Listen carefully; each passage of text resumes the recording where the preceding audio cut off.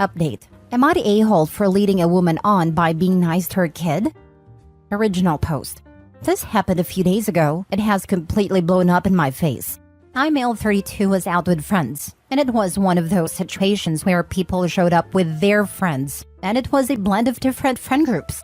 It was a courtyard cafe, so our tables were close by, and we were all occupying a good chunk of the place. I don't make new friends easily, so I was just focusing on my coffee and talking to my friend Katya, female 35, when a friend Marie, female 30, joined our table with her colleague. She's a cute woman with smart looks and a brilliant smile. We started talking, and it was your usual what's your favorite kind of topic. We were discussing cartoons, movies, and books. Apparently, we are both dorks who hide our dorkiness really well. Then, something unique happened. We recognized that we had an audience. Katya and Marie's colleagues were busy with themselves, but there was a young boy sitting with us listening to our conversation, and we noticed him when he chimed in with his own favorite show, Steven's Universe. At first, we looked at each other and then the kid, and then again at each other and laughed. It was so interesting that he had pushed his chair from the adjacent table to our table and decided to join our conversation. So we started talking to him and asked him about his life, friends, and school. Typical stuff. I saw his mother smile at us from the table, so she approved of all this. She was a friend of one of my friends and remained busy with her group. Over the next hour, we basically talked to each other and the kid, and Marie slid her chair a bit closer to me, and we were subtly flirting with each other. When it was time to leave, we exchanged contacts and decided to meet again the next day to see where things go. We are both single and share many interests. The kid's mom, let's call her Brianna, came over and we just exchanged some pleasant greetings. She described how great the kid was, and we all agreed. We all went our separate ways. I did give Marie a hug before leaving. The next day, I got a message from one of my friends saying how rude I was to Brianna, and that if I was not interested in her, I should not have gotten her hopes up. I was surprised because Brianna and I did not talk for more than 15 minutes, and I never showed any interest in her. I did not flirted, and I did not notice if she was flirting either. Not surprising, because that is one of my blind spots. I replied that I did not know what this was about, but I definitely did know such thing. I had plans with Marie that evening, so I kind of forgot about this, and hoped that it would resolve on its own. I went out with her and biked together to her home, Common in the Netherlands, and by the time I reached my place, I noticed that I had strings of messages on my phone. Brianna had gotten my contact from my friend and was saying that I was an a-hole for being a father figure to her son. She said that he had not stopped talking about how nice his evening was with me, and how is she supposed to tell him that I had no interest in being in his life. I was leading her on by showing her that I could offer what she was looking for, but then I was playing this game of showing disinterest to make her follow me around as a show for dominance. Apparently, all the podcasts have tuned men into a-holes, and we don't see women as people with emotions anymore. I was literally sitting there with my hand in my forehead trying to make sense of it. Our mutual friend messaged me again and said that she expected better from me. She had found out from Katya that me and Marie had hit it off, and she accused me of being superficial and being a jerk to Brianna because she is a single mother and I should grow up and be more mature. I replied that I never let her on and they needed to clear this out because it sounded really crazy. To be honest, I have never been interested in dating someone with a child, and my friends know this. But I never said that to Brianna, so that was something our mutual friend either told her or was just saying to me personally. The next day, it blew up even more, with half of our friend group calling me a jerk for stringing Brianna around. I messaged Katya and asked her what the heck was going on, and she said that she was surprised too. I'd assumed that something happened after we left, and was under the impression that I asked Brianna out and rejected her. I told her that I asked Marie out, not Brianna. I am seriously thinking I have crossed some boundary here by talking to that kid that day, and probably his mom is freaking out because of it. Now for the top comments before reading the update. Not the a-hole. You were just nice to a kid. Doesn't mean you have to go marry his mom. Also, kinda sounds like mom is using the poor kid as a litmus test for dating. Friend group or not, I wouldn't really be okay with my kid just pulling a chair up to strangers and engaging in their conversation, because it's rude. And even if I did think that was okay, I wouldn't think that it automatically meant he was attempting to be a father figure of any kind. People in general aren't nasty and dismissive of kids, but especially not if they're part of an extended friend group. Is any man a kid smiles at a potential suitor? I think you may have dodged a bullet, and may need to keep the people agreeing with her at arm's length. Not a litmus test, more like a bait. throwing the kid out on a line and see what he catches. Not the a-hole. I think the mother was using her kid to get to you, and the plan failed, so she could be trying to guilt you into exchanging numbers by using her son, which is cummy. Sounds like it. OP needs to talk to some folks in person, find out what story's going around. He was obviously talking to Marie, and obviously Brianna's upset that OP was interested in Marie rather than herself. This is a really weird revenge mission for Brianna. The mutual friends being flying monkeys is the most disturbing part. If Brianna's crazy, that's fine, but mutual friends whipping up a mob is bad news. Discussing it in person is the best solution. Find out what story is going around. Brianna sounds unhinged, and I'd be interested to know exactly what she told his friend group, because it had to be more than, "He was nice to my kid," and we chatted for 15 minutes between the hour plus he spent flirting with Marie. Let them know you and Marie were both nice to the kid, who invited himself into your conversation. That doesn't mean that Brianna can expect a threesome or a father for a child out of it. Definitely block Brianna. But if the friends don't remove their heads from Brianna's butt and offer you an apology, I start blocking and ignoring them too. I can just see this nut job with her eyes peeled, looking for potential daddies from any guy with a mile radius of her kid. Not the a-hole. Now for the update. Important background is that I am not Dutch. I'm an expat, and so is Brianna and Ellen. Marie's Dutch, and so is our friend Katja. Some good Dutch people commented and were surprised how this could happen in Netherlands. And they're right. Dutch people are one of the most straightforward people I have ever met. I asked Katja to find out exactly why people think that I led Brianna on, because she was also under that impression. She contacted a few people and got the whole story, and it is crazy AF. The whole thing started a few months ago and was the brainchild of Ellen. I was coming out of her relationship, and she wanted to hook me up with Brianna from the start. I, however, was not ready to jump in and was not very social for the first few months, so the chance never came. Brianna and I have shared talks before, but I was not paying attention, and she never registered in my brain.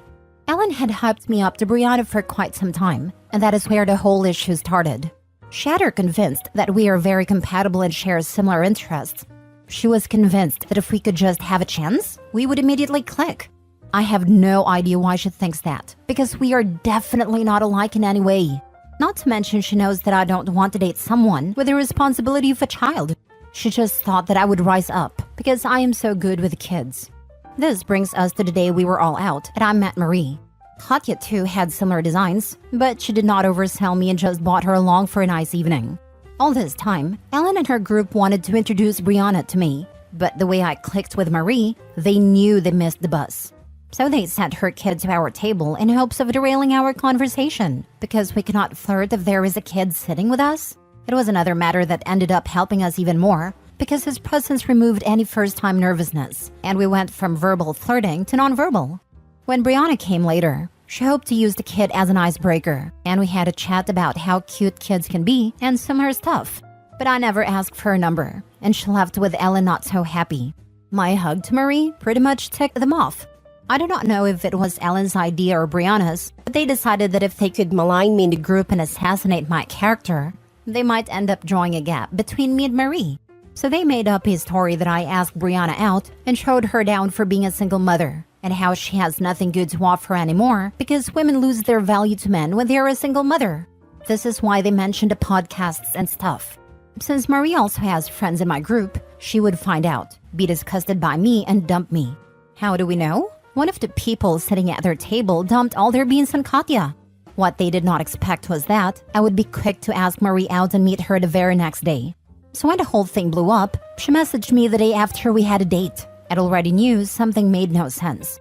Katja and I explained everything to her, and she was very supportive, and joked that she has to work so hard to get this misogyny out of me. We created a group chat and showed our friends some pics from our time together the next day, and the whole thing was cleared up.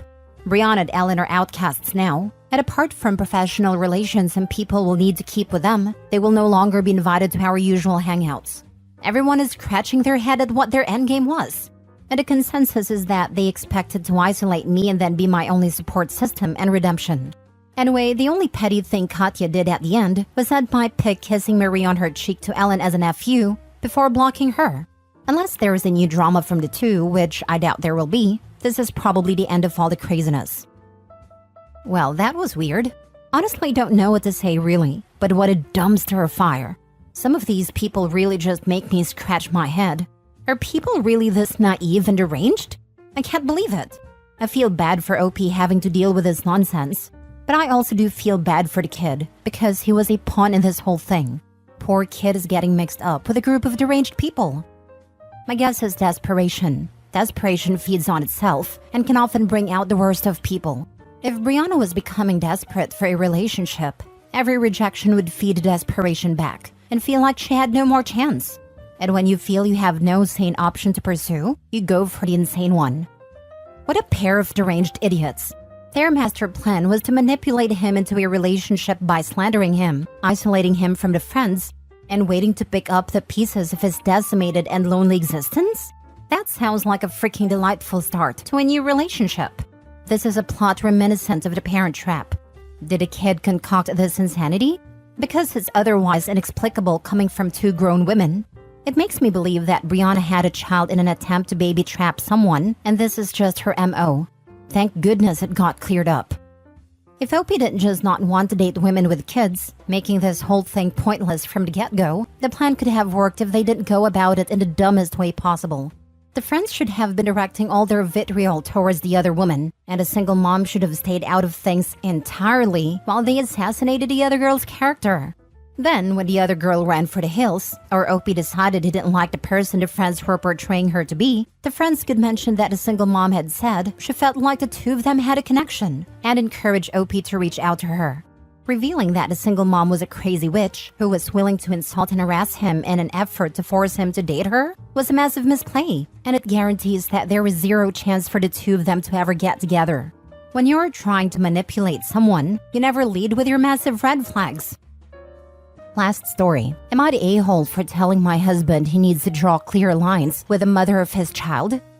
My husband has a daughter from a previous relationship. For context, she's 5-year-old. Prior to us getting married, my husband and his ex-girlfriend had what seemed like a well-oiled machine when it came to co-parenting their daughter.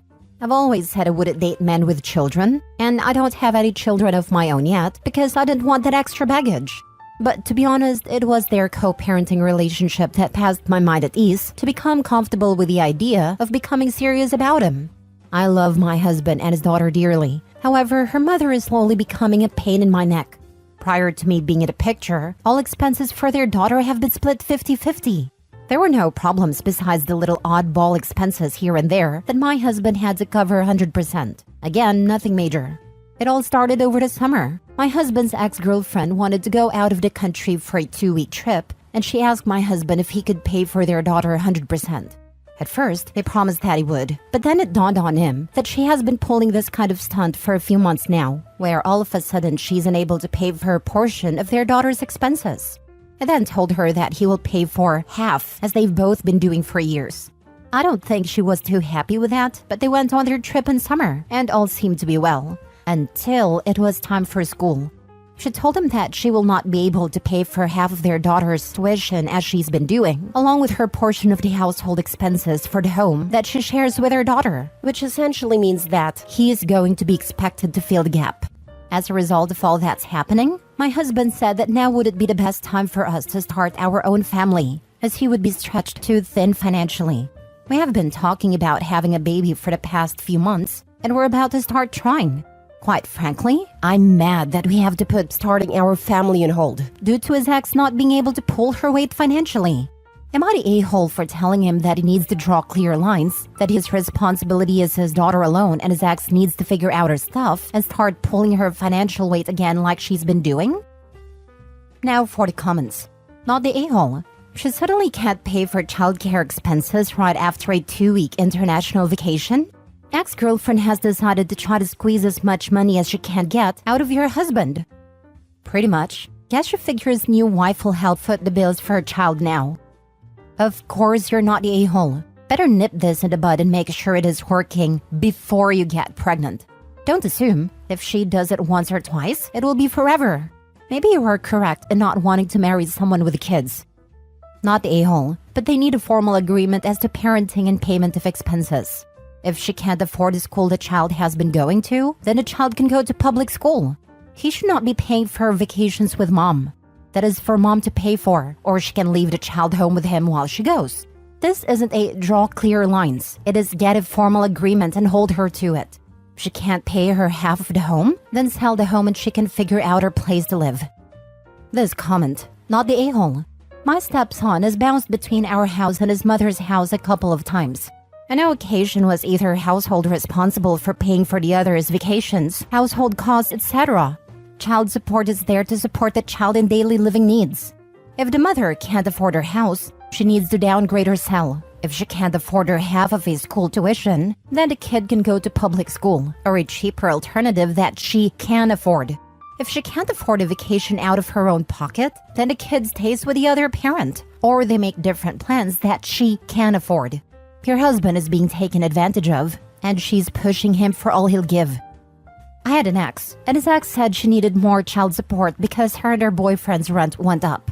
Of course, he agreed, and I was like, so if you get a new place and your rent goes up, does that mean you can give her less? It was more things like that. The relationship didn't last. Poor guy was such a pushover that he couldn't clearly see it, or he didn't want to.